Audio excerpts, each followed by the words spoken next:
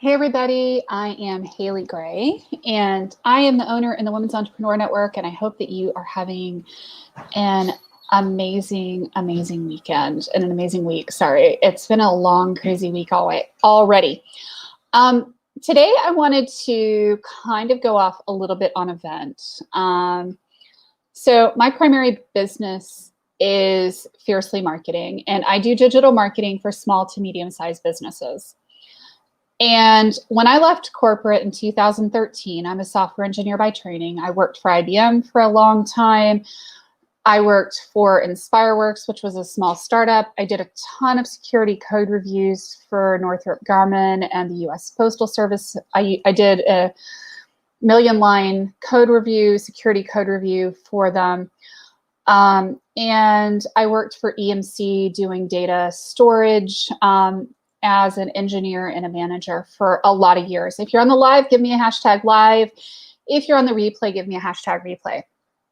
And I've had a few incidents in my career where, I really wondered what the heck other digital marketers are thinking. And let me just be clear, when I left EMC in 2013, I swore up one side and down the other again that I would never, ever touch any more code, ever, period. I wasn't going to write any code. And I was done with that part of my life and I was moving on. Hey there, good to see you. So, well, life has a way of making a liar out of the best of us. And I had people who came to me because their websites were broken, because they were left with a social media manager or with a website that had broken links, half the pages were broken, that the pages were half done, they were never finished, the client never saw resolution on most of the line items on their website. They were left holding the bag for $10,000, $15,000, $20,000 on a website. And hey, Lisa, good to see you. And it has been really painful. And I used to say in my business, as part of my tagline, and hey, Patty, good to see you, that I fix broken marketing. And hey, Maggie, good to see you. And part of the reason that I said that, and I started saying that for people, is that I spent a lot of time after I swore up one side and down the other again that I would never, ever do another website fixing people's websites, because it would be like, okay, fine, I'll fix yours. Okay, fine, I'll fix yours. Okay, I'll fix the other one. And I think that part of the reason that I got sucked back into the world of doing websites and ads and landing pages and all of that stuff is because, people get oversold and underdelivered. And I even say a lot of times marketers don't even try to do a good job, or they lie to cover their butts. And, it's not just that they even show up late, it's that they don't even show up at all. And we have a client recently whose website got hacked. We fixed it. It got moved to another hosting server. The guy who was doing the hosting server didn't actually do a full test of the website after he moved it. He just assumed that all of the custom coding and all of the JavaScript must have worked with his Backup Buddy plugin. And guess what? It didn't. And it was a nightmare because the website started having all of these random problems because nobody tested it after it was moved. And we kept trying to tell the client that, look, your website person has put a ton of plugins on this website that he's never tested. And he's broken a ton of stuff. Well, it's not really broken. We got onto the website, we started looking, and there were a gajillion new plugins that had been added to this website. And, the other person is lying through his teeth to try to save his butt. Oh, I only put 3 plugins on the site. So, lesson number 1 is test your freaking code. if you're going to put stuff on a client's site, it needs to be tested, and you need to make sure that it freaking works. Marilyn is on here. She's had problems with her website because the payment portals were never connected in the first place on an e-commerce site 18 months later. Second of all, making major changes on a live client site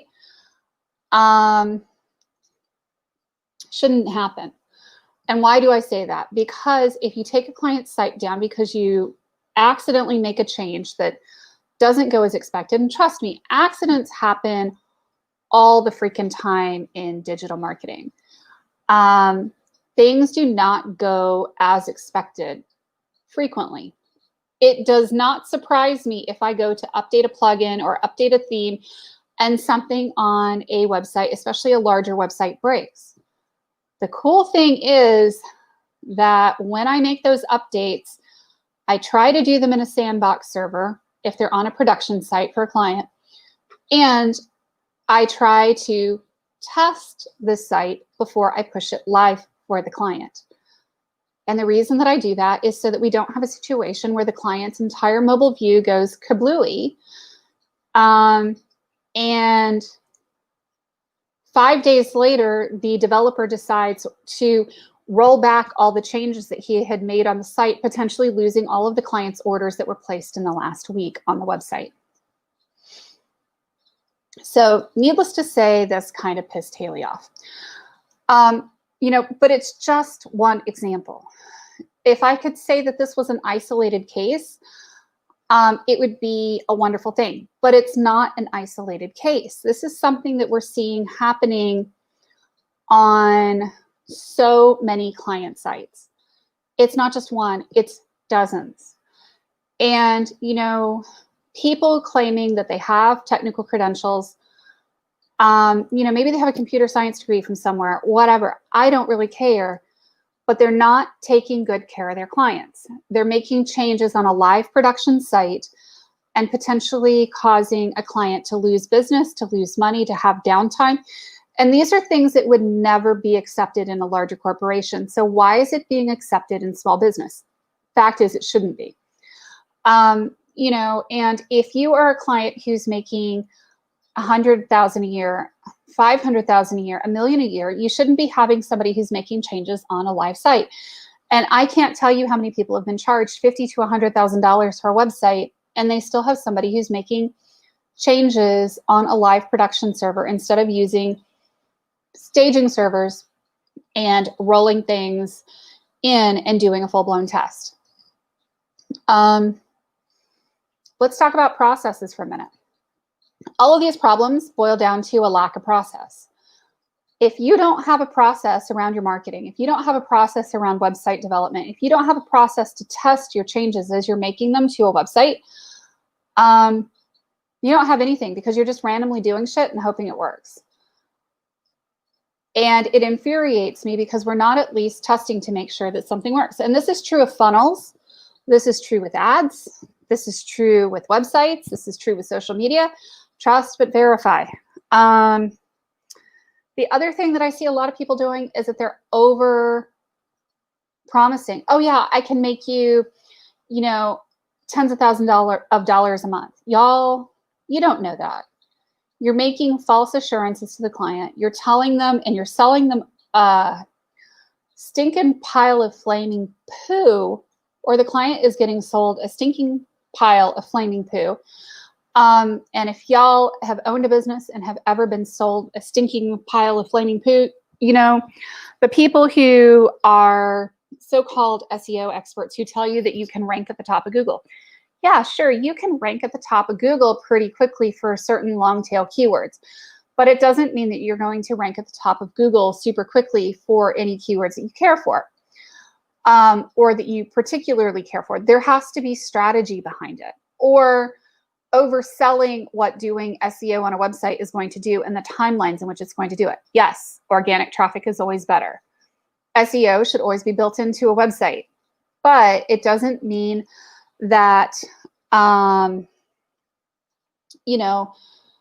you can guarantee results. And Lisa says, get an HVAC. They used to promise me page 1 of Google when my budget was 1% of the other guys, right? So if you're a realtor, or if you're an HVAC technician, or you're a roofer, and you've got 500 other people out there in the market who are all trying to go for page 1 of Google, guess what's going to happen to you? Chances are you can spend all of the money in the world and do all of the best backlinking, all of the best strategies, all of the best stuff in the world, and you're probably not going to go anywhere very fast on Google because you're competing against 923,000 other people. And furthermore, if somebody isn't actually super competent with doing SEO, they can actually cause your website to get blacklisted in the first place. And I've had people come to me for SEO services, and I look at their website and I'm like, well, the first thing you need to do is get an SSL certificate. Oh, but I fixed that. And I'm like, okay, you must be on Bluehost. Are you on Bluehost? Yeah, I'm on Bluehost. Well, unfortunately, on Bluehost and certain other hosting providers, GoDaddy can be one of them. If you have the free SSL certificate, it might expire every 3 months. That's part of why I recommend people go onto SiteGround, because we don't have that problems with the certificates that they give. You know, so if you want to do things that are going to kill your SEO, yeah, have an expired SSL certificate. And exactly, and none of it compared to organic reviews and word of mouth on social and organic posts on Google My Business, right? Because if you want to do one thing that's going to improve your search rankings, it's going to be those reviews, and it's going to be frequent and regular posts on Google My Business. It's not going to be, you know, all of this crazy backlinks and 500,000 articles and doing all that stuff. The other thing I wish that a lot of digital marketers would do is actually just finish what they start. I can't tell you how often, you know, and how hard it can be to really finish a project. You know, being as we do websites, clients are constantly wanting changes, and you do get a certain number of edits. But one of the things we run into is a lot of times people have entire pages that are missing copy, or entire images that are completely wrong. This is something that we see day in, day out. And if you guys are thinking that this is just happening to teeny tiny little businesses that just don't have a budget, you're wrong. These are happening to people who have spent $20,000, $30,000, $50,000 on a website and are sometimes actually pretty large businesses making multiple millions of dollars a year. It is absolutely shocking to me to see what happens on people's websites. And, you know, the other thing too is designing a strategy, designing a layout, designing a whole process that is going to drive your client to be able to buy. We were working on a website last year, and we finally had to look at the client and say, hey, you know, there's a problem with your website, and it's a fundamental design issue. Your client is having to click 8 times to add something to the cart. That means that they're probably not going to be adding very many things to the cart, and they're probably not going to be poking around on your site, and they're going to have a hard time placing an order. Well, can you just tweak that layout? Well, that involves rebuilding the entire website. Oh, well, maybe you can just, y'all, when I hear the word just, I know I'm in trouble, because just changing a directory structure or how the entire flow of the website goes together is essentially redesigning the entire website. You know, hey, Aida, good to see you. How are you feeling? I am so happy to see you online. I hope you are feeling like 10,000% better, I hope. You know, so things I wish that other digital marketers would do is actually just do the work they were hired for. Actually try, actually make an effort. Actually make a point of doing what they've been hired to do, and maybe I wouldn't have to keep coming in and cleaning up their messes. Oh, wait a minute, y'all, I changed my mind. Keep doing what you're doing, because it's throwing a ton of business my way. And it's generating a ton of business for me in my business. Hey, Nicole, good to see you. You know, and it's about, you know, maybe everybody should continue to keep screwing up really good, because you know, it's throwing a ton of business for me. It's generating a ton of business. When I say we fix broken marketing, a lot of times it's, you know, we're fixing broken Google My Business. We're fixing broken Facebook accounts. We're fixing a lot of really kind of hideous stuff that it can take a while to really fix for a client. And I mean, that can be really awesome for me because some other digital marketers really, really screwed it up badly. My biggest pain is that it really screws the client. We took over a website year and a half ago that was set to Australian dollars in the US, and it had no payment portal set up, but it was an e-commerce site. That's just one example. You know, I could sit here and give you guys examples all day long. I could tell you about the attorney practice that had 3 pages missing off their website. I could tell you about the home inspection company that, you know, had half the articles missing off their website. You know, yeah, Australian dollars. Because, you know, nobody bothered to test their code. I mean, it's one of the things that we see all the freaking time. And hey, Martha, good to see you. You know, it's really, really shocking to me to see some of the things that we see here in the digital marketing space.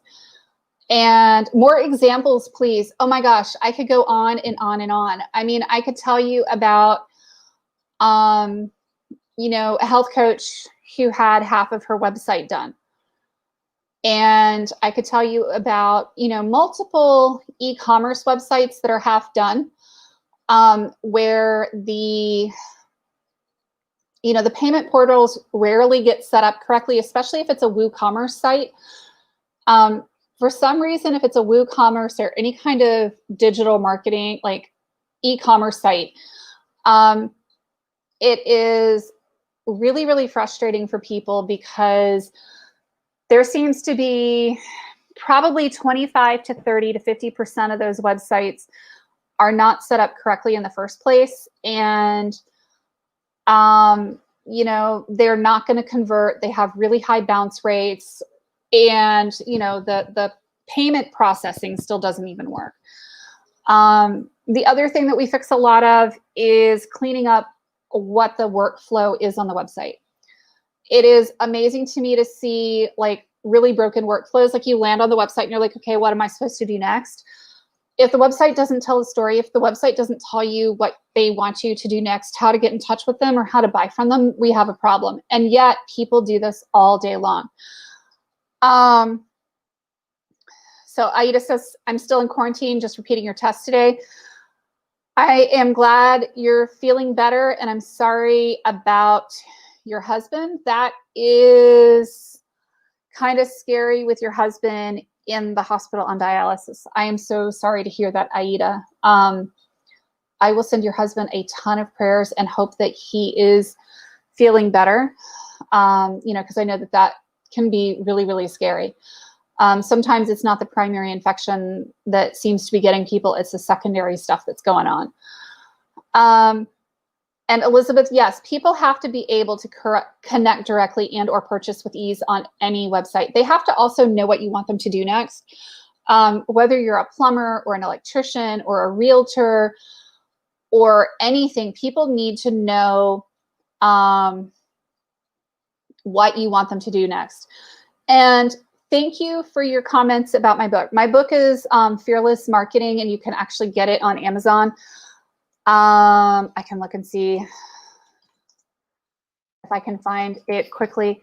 But, you know, it's really important that you follow standards with your programming, and that you really be redundant with what you're telling clients to do. And Martha says she loves her website. Oh, Martha, I'm so glad that you love your website. We did Martha's website. And, you know, it is just amazing to me to see what, you know, you can really get out of websites. I am going to post a link, and I know that it won't post here, so I'm going to post there. You know, and it's important that you have a very clear, like, layout. What do you want somebody to do next? There shouldn't be a lot of scrolling in terms of, you know, when you land on the website, there should not be any huge mystery about what it is that you want people to do next. And yes, thank you, Mirtha. The headshot on the book is from a few years ago. So yes, my face looks a little different, and I happen to have on a ton of makeup today because I had headshots done. So yes, my face looks a little different, and this is my first time ever wearing false eyelashes. So the makeup is staying on long enough for me to do this Facebook Live, and then it's all coming off. And thank you, Mirtha, for your kind words. You know, and it's about following through. And sometimes, you know, you have to communicate and you have to be really particular with what you want. And it's our job to make sure that nothing gets released until it's actually done. And, you know, dot the I's and cross the T's and make sure that everything is truly done, because that's how it works. What questions can I answer for y'all? Hey, Anna, good to see you. So, you know, I will tell people all day long that, you know, we fix broken websites. Thank you, Natalia. I appreciate it. You know, it's important to follow a process with your marketing. It's important to have a blueprint. It's important when you develop a website that you go through a solid Q&A process. If you are hiring somebody to do a website for you, please, for the love of all that's holy, make sure that one of the final steps is that you place an order on your own website and that you receive that order and that you're able to go through the entire purchase process. Too often what I see is that people have websites for e-commerce and they are not set up correctly. The other thing you need to watch for is flow. Does this thing flow? Does the text flow? Does it read right? Does it feel right? Does it all work together? Because if it does not all work together, then the problem is that it's not going to flow for the client. They're going to get on your website and they're going to be like, well, what am I supposed to do here? What do you want me to do? Why do you want me to do this? And you can get some really like unpredictable results from people. And it can be kind of crazy at times. So make sure you read through everybody's, you know, read through the entire website. Make sure that everything is there before you pay for the website. Make sure that it's all working. Make sure that it's all tested. Make sure you as the consumer are pleased with your results, and you're much more likely to get the results that you actually want. If you guys just want to chat about marketing, let's do a consultation call. Let's do a free call. I love just connecting with people. One of the things I can do is if you will come and you will chat with me and you'll book a call, and these are free calls. These are not sales calls. These are get to know you calls. A lot of times I can save business owners a lot of time, effort, frustration, aggravation, because we do really stick with it until we get the right answer for people. It's not always easy. It's not always fast, but we do stick with it until we get you results. And that's, I think, a little bit different from most people. And if we're working on a website, we're sticking with it until you get the results that you want, until you consider it amazing and beautiful. I hope that you all have a really awesome night. It's about 10:38 my time, and I am going to go wash my face and go back and appear to be the normal Haley. So I hope you guys have a great night. We will talk soon. I love you guys and have an awesome night. Take care. Bye-bye.